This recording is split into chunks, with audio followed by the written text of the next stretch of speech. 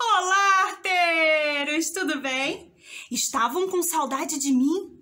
Não precisa! Toda semana eu volto para conversar com vocês. Hoje eu vou contar uma coisa maravilhosa. Esse mês agora que a gente tá é o mês de junho. É o mês da festa junina, onde a gente dança, brinca, acende a fogueira, ganha a prenda. Eu adoro festa junina. Mas vocês sabem como surgiu a festa junina? Lá na Idade Antiga, as pessoas no dia 24 de junho comemoravam o solstício de verão.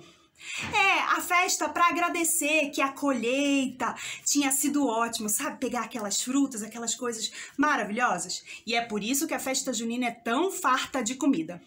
Mas aí chegou a Idade Média, o cristianismo, e a gente começou a comemorar o dia do nascimento de São João Batista.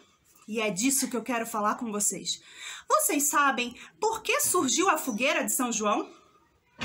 Isabel estava grávida de São João Batista. Na verdade, ele era só João Batista nessa época. E ela era a prima de Maria, mãe de Jesus, que também estava grávida.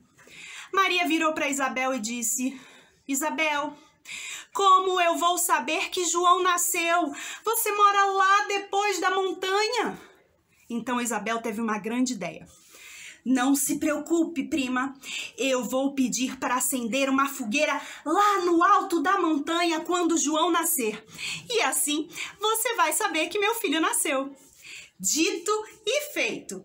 Quando Isabel estava tendo João, quando ele estava nascendo, no dia 24 de junho, Isabel pediu para acender uma fogueira na montanha mais alta.